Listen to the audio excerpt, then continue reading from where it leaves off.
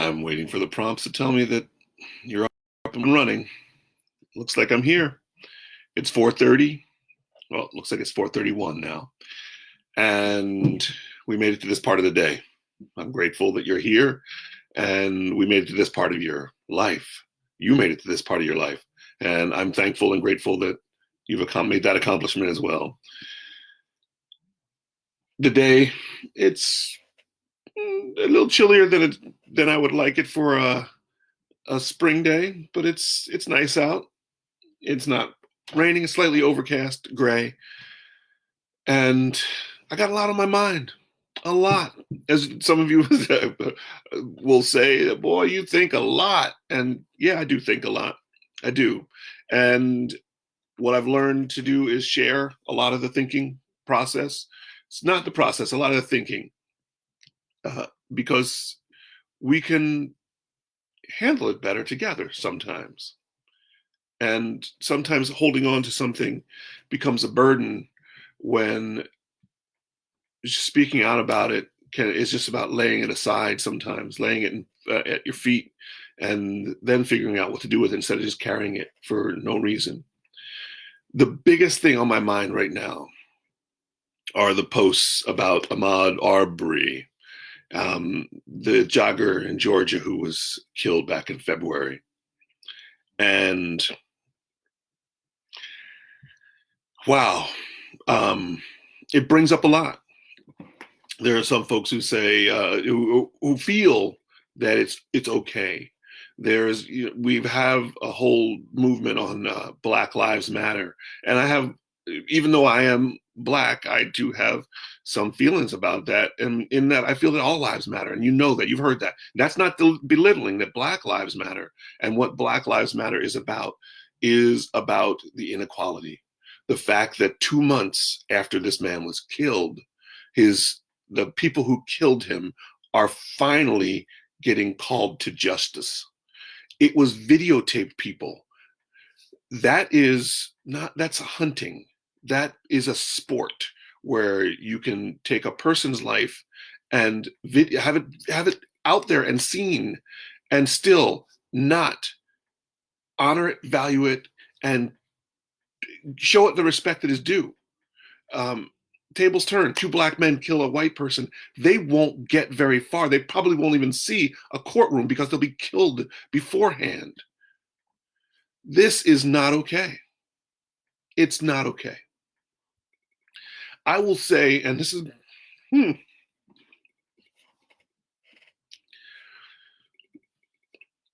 I try and be very positive about things.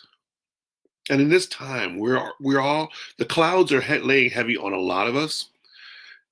Just all the things. It's the stresses of our day, of not unknowing, of the schedules not being able to be set because we don't know what the guidelines and the parameters are. Well, this is a life I've lived. When I was younger, I moved to New York City when I was 19 from rural New Jersey. Not long afterwards, and I started traveling. I lived in New York. I lived in Los Angeles. I traveled around the world. I went through, in other countries, and I've lived all over the place. As being a performer, one of the things that happens is you wind up needing to be in a very populous area in order to do the performing that's done. And what I heard in my early 20s was that it was some weird statistic of 1 in 6 Black men who live in urban areas will not live to the age of 30. And that's Black men. For whatever reason, whether it's one crime or another, their lives will be snuffed out before the age of 30, just for the sake of living in an urban area. And I found that I had made the choice to move to an urban area from a rural area because that's what my job entailed.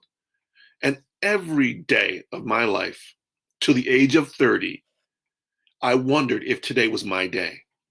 If today was the day that I was going to be mistaken for a drug dealer, if today was going to be the day that I was mistaken for that guy who robbed a bank, if today was going to be the day that something happened and it was justified that I be killed. And that's crazy. it be justified that I be killed because I was the 1 in 6. That's a lot of baggage to carry. That's a lot of weight to carry. That's a lot of thinking to process.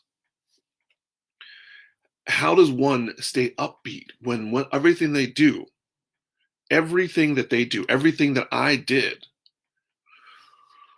would still not be enough to get me out of trouble just because my skin was brown? There will be some people who hear this and will turn away. It'll make them uncomfortable because they're not used to hearing this. They're not used to this because, and also there's a sense that I'm supposed to be positive. This is my positivity. My positivity is born of this. My positivity is my choice. Now, and I also spoke yesterday about the different character choices that we have. Right now, I'm speaking from a vulnerable place. I'm speaking from a place of, wow, what's the difference between Ahmaud Arbery and me?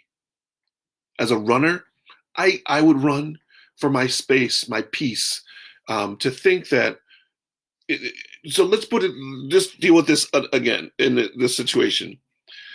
Mr. Arbery's running in the country, and a vehicle pulls up with 2 men in it who say, "Stop, I need to talk to you." How many of you would stop for 2 strangers who say, "Stop, I need to talk to you," with an authoritative tone, not identifying themselves as police officers, just two men? Not many of you would. So why is it expected that he should? Mr. Arbery also looked into a house that was under construction, looked in the window, did not go in, looked in the window. This is what was said by folks who did a 911 call. I've done that many times. I'm always curious about what's going on. To think that many of the times that I even walked into houses under construction because there was no door on it, and I walked in to see what the layout would be, or that I looking in a window would be reason for me to be killed. Now, I will say that if that were so, I'd be dead about 40 times over, maybe more, because I'm curious. I want to know the layout. I want to know how a house is built, and I want to look in when things are being done. But that's what this gentleman did. He walked in, he looked at it into the window of a house that was being built, and he continued on his run. He didn't make it home. This is unacceptable. And if you're uncomfortable hearing this, great, because we need to stop it. We need to talk to other folks. We need to talk to folks who would think that this is okay and say, no, it's not. Put your shoes on. Put your feet in their shoes and go for a run. Risking your life by being. Not okay. Not okay. So this is me uncaging my rage. This is how I rage. Now, the call to arms here is, so for those of you who are uncomfortable, who aren't of color, who are not brown skinned, who are not yellow skinned, who are not whatever color, orange, purple, pink skin, this is a call to action. So what do we do about this? What do we do about this? Those of us who are living it, continue to live openly. Be who you are. If you're on the wrong side of the law, stop it. If you're not of color and this makes you uncomfortable, then you need to please ask how you can be an ally. That's what we need, more allies. And I'm not talking just brown-skinned folks. I am talking all of us need allies. We have the Me Too movement. And in that movement, I questioned how I was living my life. And I went, okay, how do I become an ally in the Me Too movement? How do I help to make sure that there's a healthy way of being for everyone in this world? I became an ally. LGBTQ, I'm an ally. I will not stand by idly and watch as others are disrespected, abused, invalidated. I won't do it. And I'm not shy about it either. And I'm not going to be pushy or anything like that. I will use my clear words and my loving clear words. Important. Does it pass through all three gates? What are the gates, Evelina? Oh, she's on her headphones. The gates. Is it kind? Is it necessary? Is it honest? Is it true? Anyone pick the one. It has to go through three gates. It can go through more. And those gates are all part of a loving way of being. How do we become allies? We don't sit around as spectators. We don't just sit as critics. We actually get up and do. We engage the bigot. And my job isn't to force the bigot to change anything. My job is to allow the bigot to become my friend. Because in becoming my friend, that bigot will no longer be a bigot. Because they'll start to see things. They may still have problems with other people, but I hope that they have problems with individuals, not with classes, not with cultures, not with ethnicities.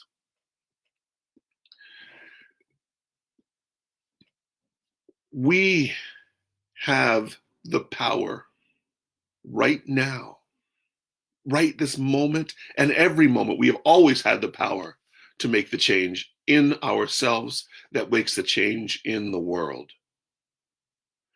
We don't have to just sit idly by and watch the news. We can become the news, not the statistics of death tolls and tragedies, but the statistics of, or the people who are helping, the people who have decided to step 1 foot from the perimeter into the thick of it all and say, that's not necessary. That's not okay. That's not valid. That's not respectful. That is not allowed in my neighborhood. That is not allowed in my town. That is not allowed in my county. That is not allowed in my shire. That is not allowed in my state. That is not allowed in my country. Please take that mess out of this planet. It's not going to happen here. We need this.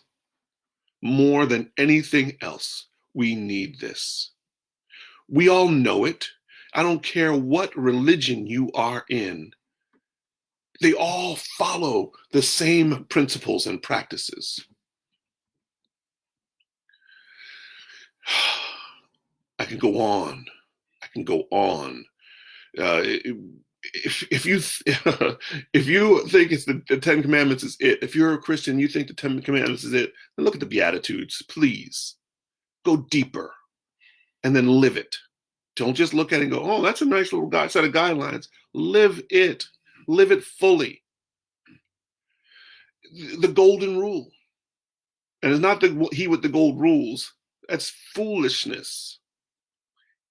Guess what? You rule. And the rule, you are the ruler. You are the priest, the high priest and the high priestess of the temple, the holy temple of the divine. That is you. That is you. So there are so many people who are you prepared to step in the holiest of holies? Because the holiest of holies is you. If you're not prepared to step in the holiest of holies, then you're not being you.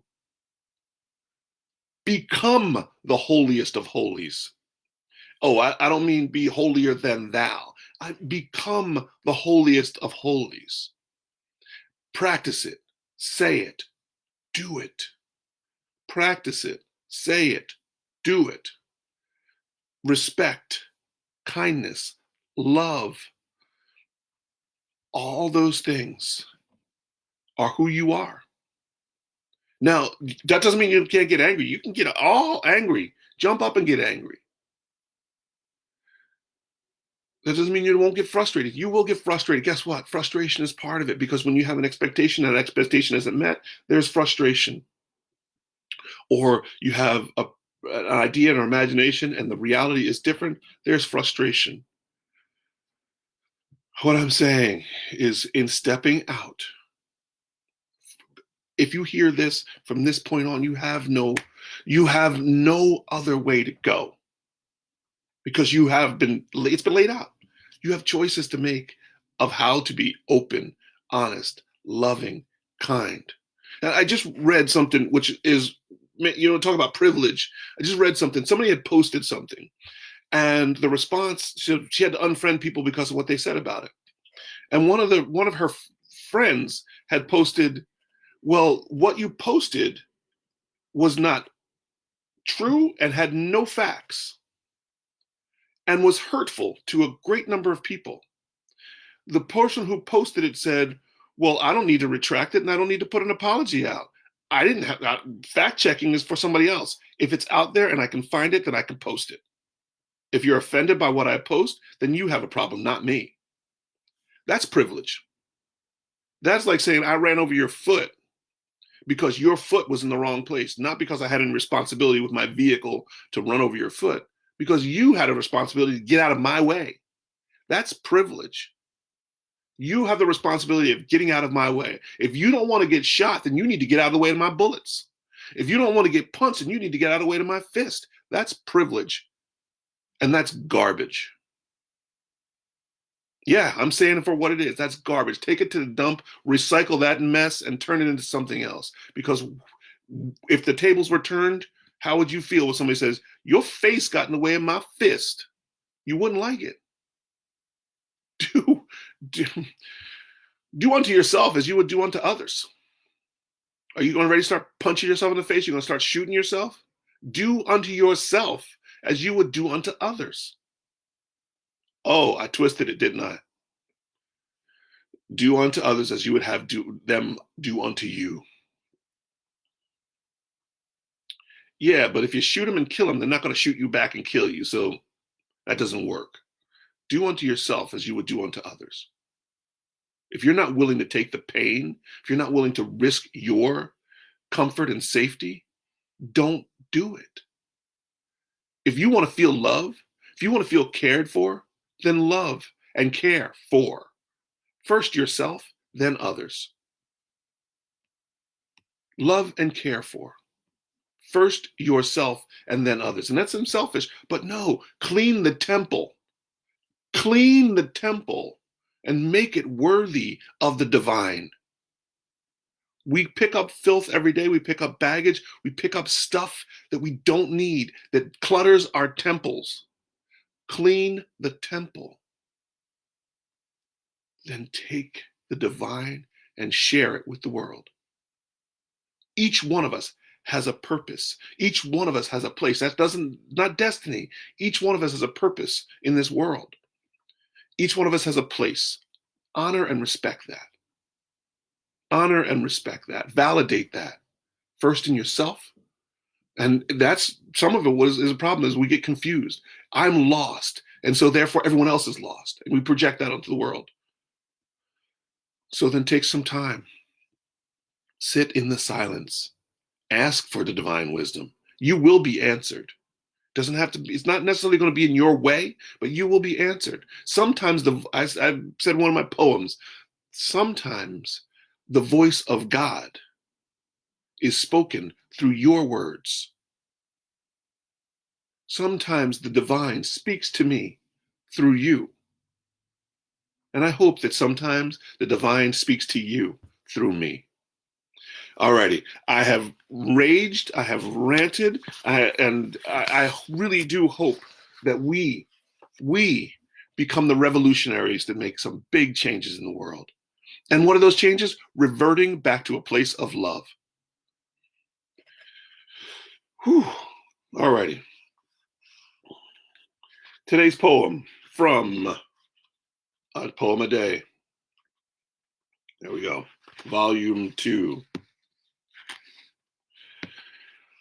I lay aside anger, frustration, and fear, moving on without looking back, load lightened without these persistent passengers. I journey on, discovering a new world, a new me. It's time to journey on, people. It's time to make some discoveries. You may not like what you see at first. You may not like what you experience at first. You may look back and go, I could have done it better. We all could have done it better. And we're all doing, I hope that we're all stepping into the next moment, into this moment, going, I can do it better, and pushing ourselves to be better, to do better, to live better. And better, by better, I mean healthier. Healthier for mind, body, and spirit. We have the ability to do this. We have the ability to cast aside, to not accept toxic. We have the ability to cast aside and not accept unhealthy. We have the ability to do better for mind, body, and spirit. And you want to see the change that happens in the world when we start living that life? Oh, I want to see it. I want to be it. And with that, I thank you for being here today. We are going to get through this, not just this immediate thing, but the larger picture. We are going to get through this. And when we start loving ourselves more and we start sharing that love, what we're going to get through too is amazing. Nothing short of a miracle. And when we start seeing miracles, we can't unsee them. Alrighty, people, thank you once again. Stay home, stay safe, be well, and stay sane. Move forward with passion and purpose, lovingly, lovingly. And know that you are enough. Have a great day.